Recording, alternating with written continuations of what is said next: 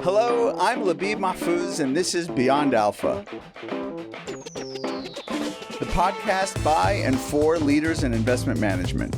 On this show, we sit down with top talent in the industry to discuss everything from front office investment trends to operational best practices. Hello, my name is Labib Mahfouz, and welcome to episode 22 of Beyond Alpha. Today, our focus is on the future of blockchain technology. We are really privileged today to have two great guests, Anton Katz, co-founder and CEO of Talos, and Michael Ashby. He is CEO of Algoquant. Thank you very much for having us.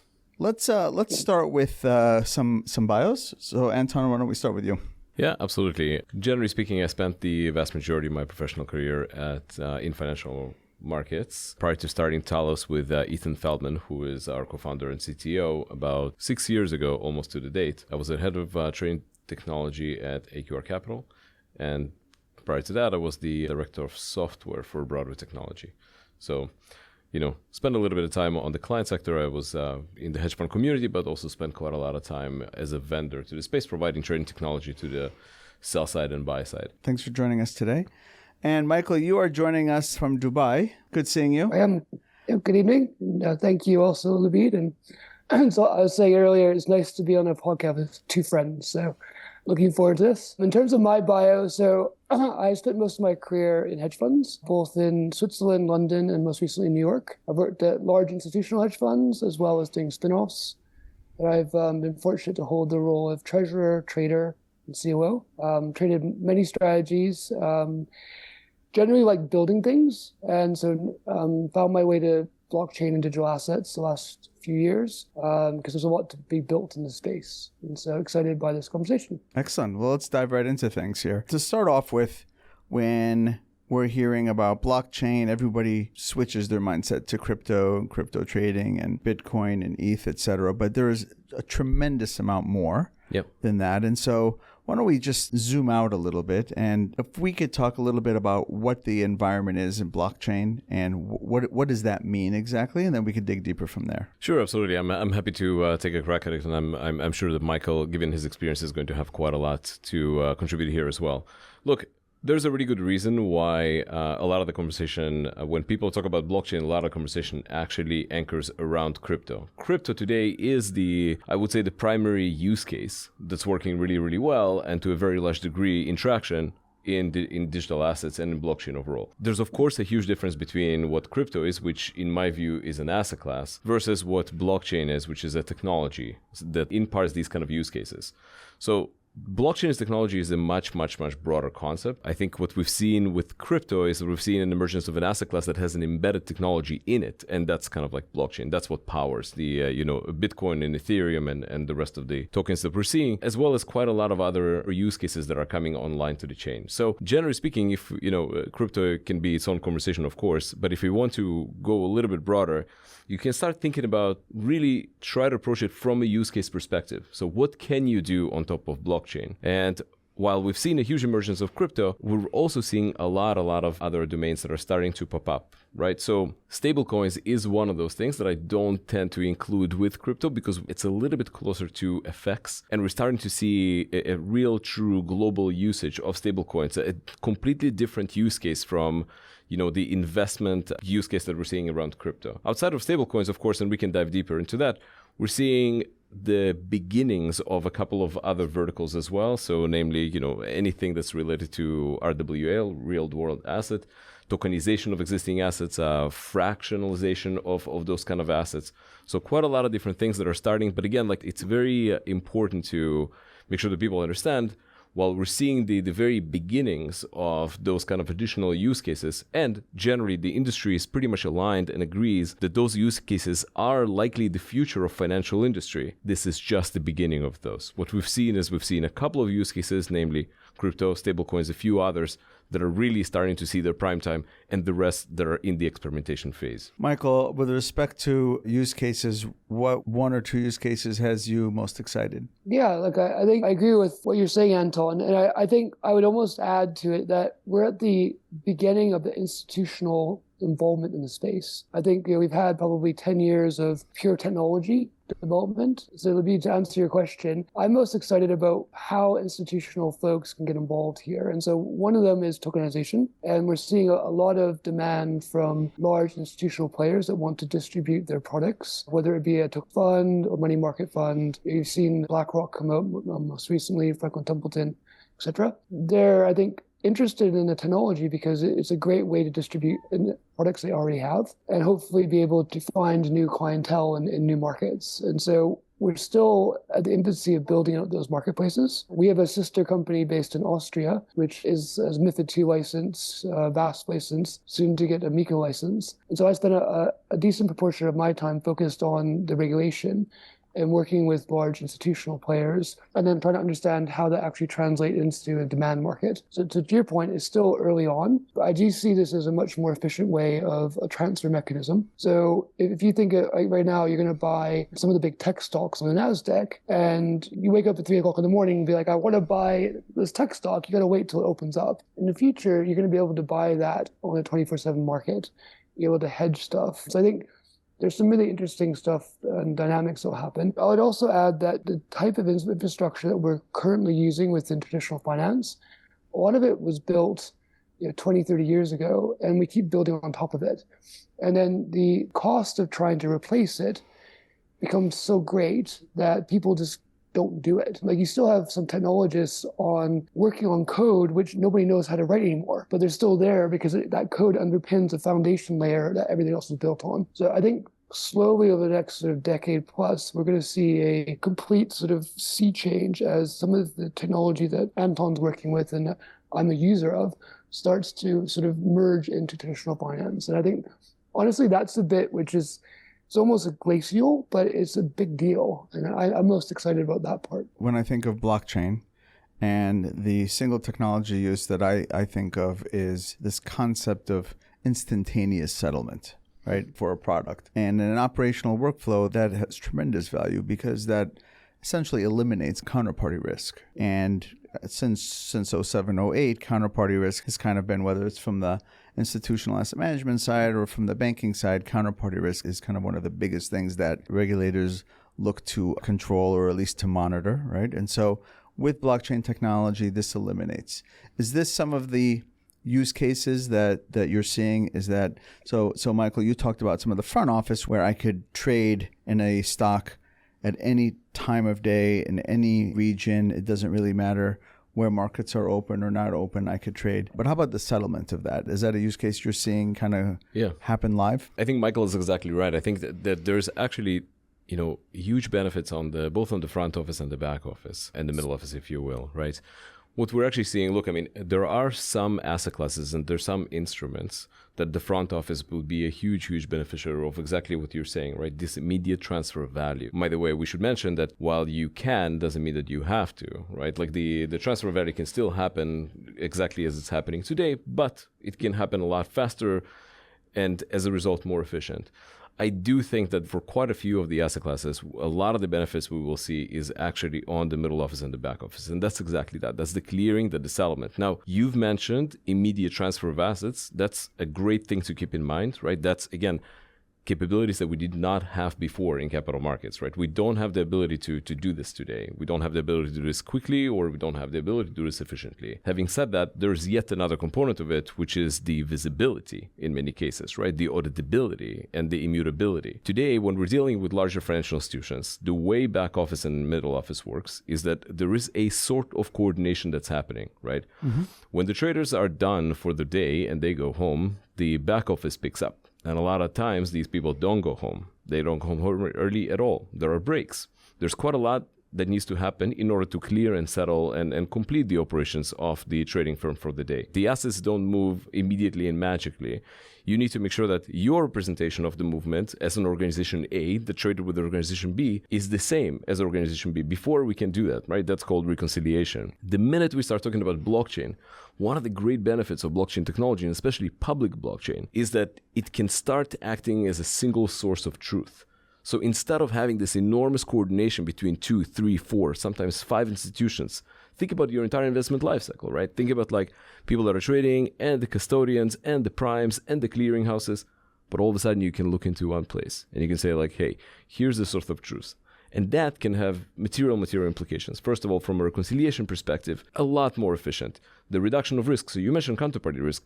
I am actually a lot more interested in systemic risk. When you're lending assets out, when you're borrowing assets, right? We now have the ability to look into the chain and say like, yes, those assets are there or they are not there. The collateral is there and the obligation is met. Again, we did not have any of those capabilities before in capital markets. It's like closing a repo trade. Sometimes you've repoed it with a bank who's repoed it to someone else, who's repoed that to someone else. And so you've got 6 degrees of settlements before you even get your bonds in the box. Right? That is exactly right. So this would be an instantaneous. It would be instantaneous. At least we don't even have to settle it instantaneously, but you will have a clear view of where things stand a lot faster and a lot more deterministic than before. I think you mentioned a good point on like, it's still very early in the cycle. So I had a coffee with the CIO of a fund this morning, and she runs more of a fundamental strategy. And she was saying that she does a lot of her options trading on OTC desks. I was asking her, why? Because there's technologies around this. And she said, well, there's so much volatility in the space. You're trading on these dApps or the online technology portals or exchanges. There's auto liquidation. And so if it moves against you, you just get taken out. And whereas OTC desks will be a little bit more forgiving and they'll actually help you trade it. And so I think the technology is great, but to your point earlier, you don't have to be instantaneous settlement. It doesn't have to be auto liquidation. And unlike traditional finance, where you may have the best system being Infusion and then a bunch of other really good systems around it, we don't have that many great systems in crypto yet. We have a few, but they're all young and they're all trying to get better and build more things. And so, like Anton, I think what you're building at Talos, you have a couple of really strong core, and now you're starting to build that out, right? And I think we're still in that space where, for us, we end up having to build a lot of stuff internally because we go out to the street and it's retail-built market. So a lot of the products are retail-focused and they're not battle-tested for institutional flow. Again, I applaud Anton and what they've done at Talos because it's one of the few that has built institutional product. When we are looking at the technology and the build out of the technology, let's just think about traditional asset classes for a minute. Do we need to see the digitization or the tokenization of assets before we benefit from the blockchain? Or is there a way to kind of set up a clearing mechanism of some sorts where tokenization is not necessarily the day one requirement? Generally speaking, I think tokenization would be very beneficial for this. And that's actually, when we started Talos, that's kind of like how we used to think about it. We have this like 3-phase approach. We said we're going to address trading, then we're going to become the one-stop shop. And that meant getting into the entire investment lifecycle, pre-trade, trade, post-trade. And the phase 3 for us was always other asset classes, because we strongly believe that there will be migration of other asset classes to digital assets rails, and tokenization is one of those tools. I think 2 years ago, and Michael and I spent a reasonable amount of time talking about this too. About 2 years ago, I think that there's been a little bit of a challenge saying like, do you really wait for tokenization to reap some of the benefits behind blockchain? Right. Or do you start separating those two and basically saying like, hey, Talos can actually help in providing this kind of like, almost like a bridge for institutions that are very, very capable in traditional assets and they know how to do their operations traditional assets. They don't really need to learn a brand new technology. They should rely on folks like us to provide them with that kind of translation layer. And at that point, they shouldn't really care whether the asset is tokenized or not. They should care about, can they do their operations more efficiently? Can they do it more safely? Right? And so you're starting to see this kind of decoupling. And there's even an example of that happening today in the market. When there are remittance payments and there's multiple remittance corridors, right? So you have a country A and a country B, and you have folks in country A that are trying to send money maybe back to their family to country B. They have a couple of existing traditional tools, but generally those tend to be pretty expensive, and you end up losing somewhere between 2% to 20 to 30% sometimes of the value that's moving. Mm-hmm. Well, we work with a number of companies that are doing exactly that, and their clients believe that they're interacting in regular fiat, which they are, but behind the scenes, the company is actually using crypto or stablecoins. Stablecoins, yeah. That's right, behind the scenes. And so you can see this separation, right? There is tokenization effectively of some of the fiat currency. The client, however, is not aware of any tokens or anything. They just care that their family on the other side gets the money. So we are already seeing this separation. I've always, we talked about this before, and Michael, you and I also have chatted on settlements or generally on US dollar and maybe, G3 currencies and, where's the value of tokenization? But I think that's exactly a use case. But on the institutional side, Michael, where does tokenization help us in a settlement cycle or in the expansion of blockchain technology? I mean, that's very retail that Anton's given us. What's the institutional benefit of stablecoin? Yeah, look, I think one of the big, benefits is the lack of friction, right? So if you're wiring money on, 50-year-old technology, stablecoins are instantaneous, you pointed earlier. The ability to track it is there, and they're cost effective. I don't think we're quite done with the number of stablecoins. There's a few large issuance currently happening. I won't name names, but there's a number of large companies coming out with new stablecoins. And some of the current champions, I think, are going to be adapting their business models. And so I think we're still not quite there in finding that. But I guess the way I look at this is that unlike traditional finance, which is basically we build institutional and then it flows through to Main Street, it's in reverse here. And so this is stuff that's been built in retail and flown to institutional. And so going into the use case of tokenization, we have loads of supply because we can take all this stuff from institutional. The issue is that all the folks that are buying mem coins and Bitcoin, et cetera, with a large majority of them in the crypto markets, they're not used to looking at a venture capital or private equity fund. It's not something they know. And so if we're going to tokenize one of these funds and give them a fractionalized access to, which I think is amazing because it's democratizing some of these products which you never really get access to historically, we have to educate a demand base. And I don't think we've done that yet. I think that's the big hurdle, is that it's almost like we need to retrain the sales teams and BD folks to actually reach out to these people and get them galvanized to actually want these products. And so until that happens, I don't necessarily see a huge take up. One of the things that we're looking at internally is supporting the likes of sports and Web2 video games. So stuff where there's already a huge fan base, player base, they have their teams, they like the things, and maybe they want access to actually participate in the economics of that. So that's something that we're really interested in. And my boss is actually presenting at LA Tech Week with our partner Republic and really talking about how to get that side of this in, because maybe going in some of the institutional funds is not as going to be as sexy as going with a big sports team or a movie, what have you, and that will get some more interest in the space. Does that open up a bigger retail market, like fractionalization of assets, of real assets? I could own a fraction, or I could invest $1,000 in a movie or in a building or in a painting, where huge. Before I couldn't do that. Yeah, look, I grew up in the north of England in Manchester, and when I was there, Manchester United was the top team. And so I can imagine, if watching David Beckham play and we could own part of Manchester United, it would have been amazing, but there was no hope, right? And so I think in the future, if you're a supporter of an NFL team or an NBA team or the Rangers, right, and you want to buy part of that, you could definitely do that. And it opens up this sort of participation in the economics of your team or the video games that you're playing, et cetera. And so Web3 gaming has become a big focus point, and it's still got a ways to go. And part of that is if you're playing a video game, you can actually get rewards, and those rewards become valuable. So Web2 games, you get your high score, and you're like, great, you turn the game off. In Web3 games, there's actually value to that. But you could also see the idea of tokenizing the revenue around the game. And so I think it opens up a whole new sort of economy and way of thinking about how to commercialize and share the upside and participation in how we develop business. And so I think the US has done an incredible job with developing technology and having these ideas. We now just need clarity on the regulation in order to be able to roll this out. And the sooner we get that clarity, the quicker it'll happen. This is some of my favorite conversations, right? You have this immediate view of what you're doing right now, and we're very, very fortunate working with companies like Michael's company to be able to, who's on the forefront of this kind of stuff, right? You get to see what happens in the next 2 steps, next 3 steps, and this is exactly it. Like if we were talking about,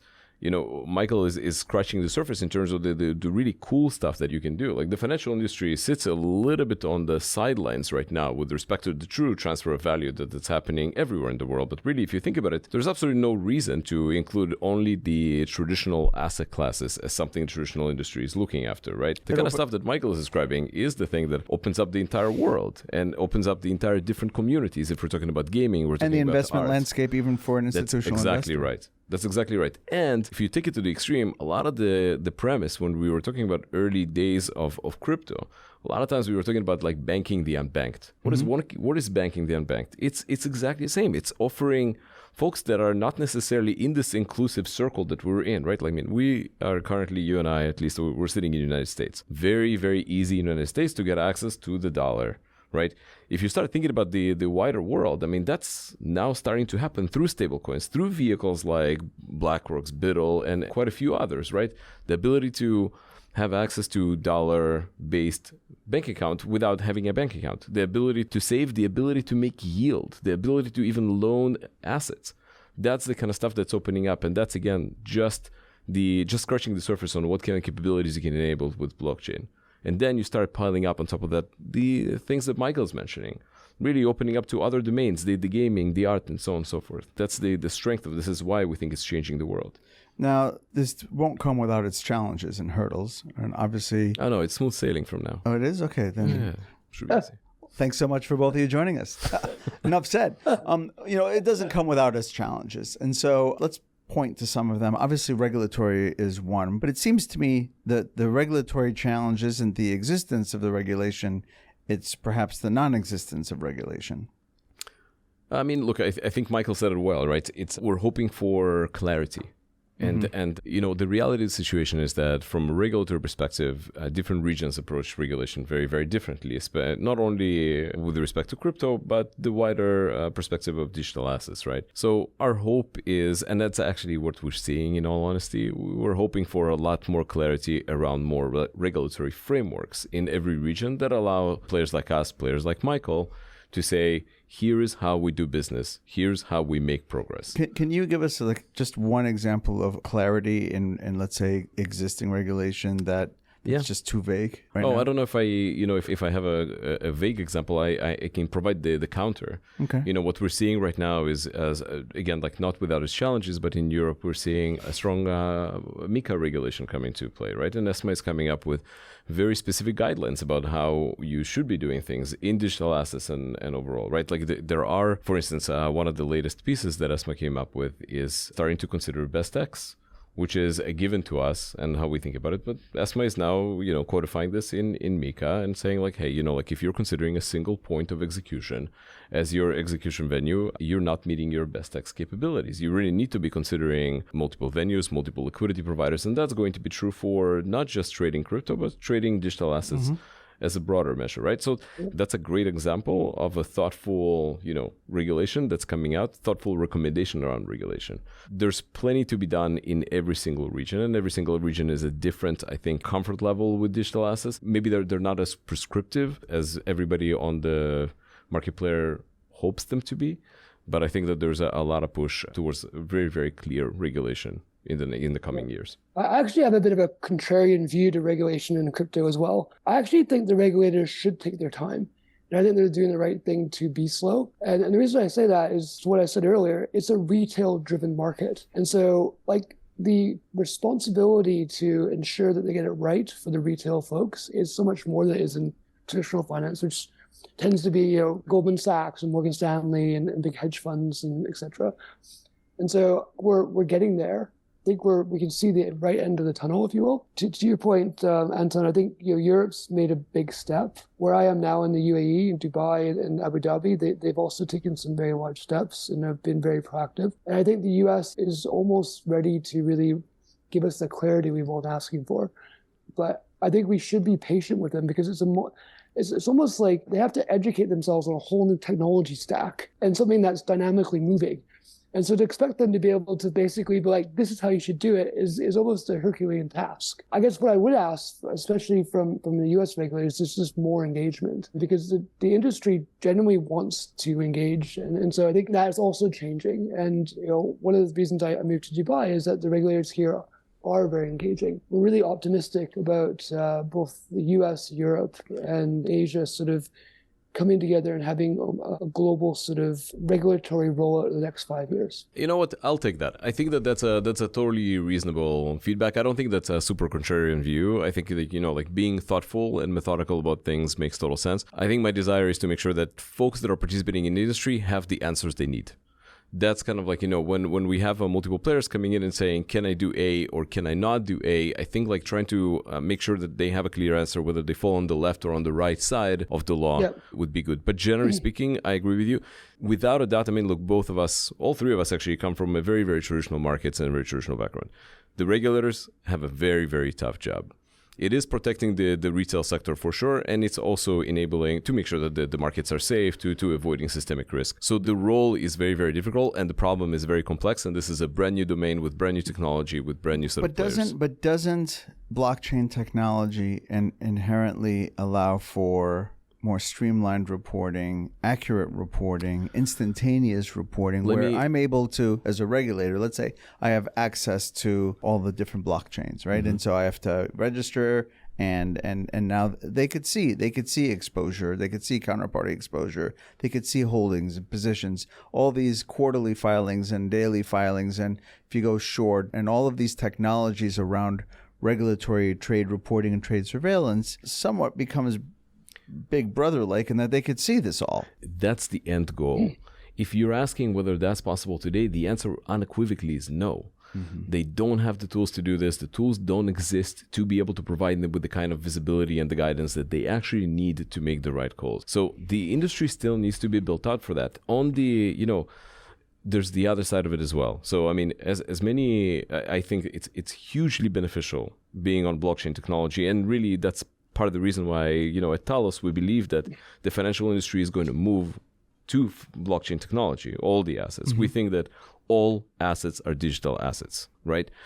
But having said that, there are many, many dangers and many, many risks, right? Whether we're talking about things like, the most typical thing is, remember this, when you're custodying assets, those are the actual assets that you're custodying. This is not a deed. This is not an IOU. You are custodying an actual asset. If something happens in your custody solution and the assets are leaving, they are leaving for good. They're not coming back. A technical error can mean a huge, huge issue. A security issue could mean something, a colossal loss of funds, right? That's exactly the job that we have custodians already doing today and protecting, and that's getting better and better and better. But I'm not saying that that this is bad. I'm saying the regulator will probably need some sort of assurances. The auditors will need to be involved. So the system, to Michael's point, right? A lot of this stuff still needs to be built out. A lot of this ecosystem has to be put in place for it to get to prime time. So ultimately, that's definitely where we're headed to. That it doesn't make any sense to go in any other way. But still, a lot of stuff has to be done beforehand. There's room for bad actors, I imagine, on the back of this, right? And so when you're looking at whether an existing technology or the future that you're looking at, or both of you are really building out to, where does the concern over bad actors and protection around that come into play? So I think to support your last statement, Anton, I think the speed and velocity of development and new technology in the space, people are very quickly innovating. And when they're putting stuff into the market in real time, and it's not always perfect, and then you have hackers that are going through the code and finding ways of getting it up. And so it's brutal because things are getting more robust, but those cause real world effects in these hacks that you're seeing, and we constantly see through news. So I think it's almost, again, the speed and velocity of innovation is causing some of this noise, but it's becoming better, and we're getting better at reducing that. From my business perspective, what we do at Algoquant is we try to partner with institutional players. We do stuff like no single points of failure. We do our due diligence, we do background checks. So everything that you would look to do in traditional finance, we do the same approach. And that might seem like to a lot of the audience that is traditional finance people as being, well, of course you would. Of course. In digital assets, you don't do that. That doesn't happen very often. You'd be surprised. And a lot of this is because it's driven by technologists that have never seen that stuff before. And so, again, the space will continue to become more institutional as more institutional players come in. We had a plethora of sort of 10 really big bad blowups. Everybody knows who these are, well reported, etc. In a good way, if we want to see a silver lining, it forced everybody to up their game. And it forced a lot of the exchanges, custodians, to not just sort of, it wasn't an oopsie anymore. It's okay, we actually have to have policies and procedures. And so from our perspective, we actually do ODD, and we go through these folks, and we're an allocator as well as being a trader. So we allocate to about 20 external funds, and we put them through a 3-month process. It's really quite robust. And I'd say half of the firms we find don't get past the first stage because they're not set up properly. And so I think we're still in the second inning, which is a good thing because there's a lot of alpha to be made as we go through the rest of the innings. And I guess I would encourage everybody to get involved because we need TradFi folks to come in and help us build it. Yeah, I mean, I could not agree more. It's again a topic of many conversations that you and I had, right? 3 years ago, I was definitely on record saying institutions are here. And I can tell you today I was completely wrong. We're starting to see the actual institutional adoption today. And the signs are both because of the kind of players that are coming in. The kind of contracts that we have at Talos today are with some of the largest institutional players in the world today. That was not the case 3 years ago. There was a lot of interest and there was a lot of conversations, but today people are actually doing something. Having said that, it still feels like the very beginning of what they're doing. And to Michael's point, what we are seeing is the conversation is a lot more mature. For instance, the most typical question that we get from our institutional clients is, who should we trade with? That was really not the, like back in the day, they would just say like, hey, open up the floodgates. Let's go do counterparty with all these kind of players. People are a lot more careful today. People are asking us, who should they custody their assets with, right? We connect to all the custodians. They're saying, who should we pick? And but these are questions that in the traditional finance world, we've been asking all the time. When you're setting up a fund, whether you're looking for a custodian or a prime broker or a new asset class, you want to know who has the safest counterparty risk, who has the best execution, who has good information flow. And so you kind of pick your counterparties accordingly. SLB, the big difference is that you traditionally would go to your Morgan's, Goldman's, JP Morgan, UBS PB team, and the PB would be or just global money center banks, right? That's generally right where people are the most comfortable. Exactly. And they'll go through the list, and the PB consultant will sit with you. They'll have a technology expert, they'll have a reg expert, etc. We have maybe 2 PBs in the true sense of it, if that. PBs are custodians. No, actually PB. So there's only 2 prime brokers. I'm saying maybe. There's definitely 1, maybe 2. And then there's a bunch of custodians. And if you go to that one PB, they've got, they don't have a PB consultant doing that role. And so that's why Anton's getting these questions, because there's nobody, they're having to go to you and like help. And so it's very frontier market, if you will. You want to get a good analogy for what it would be like in traditional finance. Yeah, and by the way, there's a reasonable reason for that. First of all, because the returns were so astronomical, or the perception of the returns were so astronomical that people would get in and take any kind of risks. The other side is like, if you look at crypto kind of started with a little bit of a premise. Again, to Michael's point, a lot of it started from the retail sector. Some of the premise there was that we are starting in this trustless environment, right? Completely away from the trusted environment that we have in capital markets. So everything you're saying is correct. In capital markets, we're very used to having these bilateral conversations, bilateral agreements. It's normal business. We have compliance in the room for that. That's part of the reason. We trust who's on the other side in many, many cases. In crypto started from the point where it's like, it doesn't have to be trusted. We can actually let the technology speak. What we are seeing right now is that, the pendulum is swinging a little bit the other side, which especially for institutional flows, it's actually the combination of the two that is favorable. So the technology is still there and the benefits are still there and the returns are still there, but the relationship is between the trusted counterparties, between the trusted players. And so it's a little bit of, again, like it's just maturation of the market. And so that's kind of like what we're seeing happening. It seems that the institutional space is a lot bigger than we're led to believe, where we may hear of people dipping their toe, but perhaps there's a lot more institutional buy-in in the blockchain world than we're actually hearing. Yeah, I mean, I would say that unequivocally the answer is yes. And Michael can attest to this because he is in those conversations in the communities, and Michael's also running one of the firms that's on the forefront of this, right? But what we're seeing from the institutional players is, again, that's generally tends to be the difference. You and I were, right before the podcast started, we were talking about like, how do we go to the media? How do you talk to the media? You know this, if you're in a financial institution, generally you don't go to the media. Right. It has to be very, very, the conversation is generally very, very guarded, right? That is definitely the case today with crypto, both in the United States and abroad. What we're seeing is that larger institutions are basically saying, we have to be part of this. That decision has been made.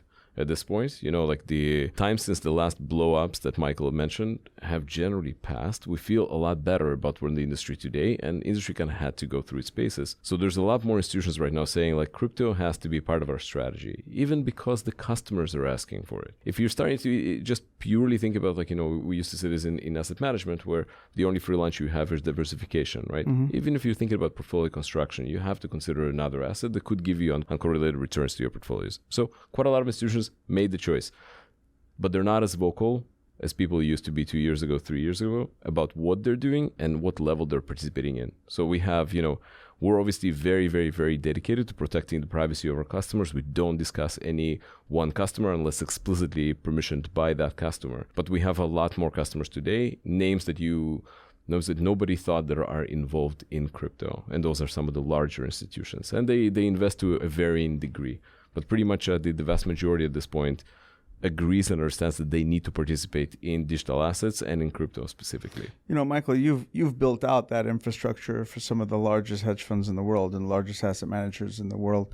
Are you seeing, now that you're kind of at this new firm and adopting and bringing on board portfolio managers and funds in this space, are you seeing an increase in the institutional space, but in the very large, well-known kind of market-leading institutional space? Yes, I agree with what Anton was saying. It's degrees of ability to execute at this point, really driven by regulatory clarity / ability, if you will. So I think MiCA is going to be a big deal because a lot of the global institutions will enter through their European entities. You have a lot of folks here in the UAE that are developing, as well as Asia. The US is still on the pause button, but everybody's getting ready to deploy.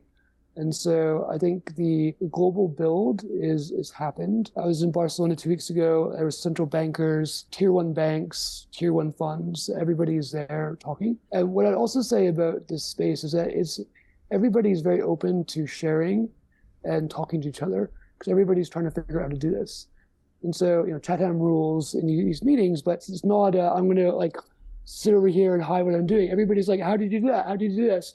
It's actually a really nice environment right now. And I hope it lasts for many years, because it makes sort of networking and building peer friendships actually a lot of fun. It seems to me that I need to have you both here in 6 months' time, having the same conversation, perhaps completely different answers. I was hoping to have Michael here today. I was so excited to see you in person, man.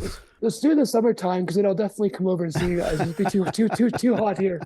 Fair. I really enjoyed this conversation. I'm thankful to both of you for joining me today, and thank you everyone for listening to Beyond Alpha.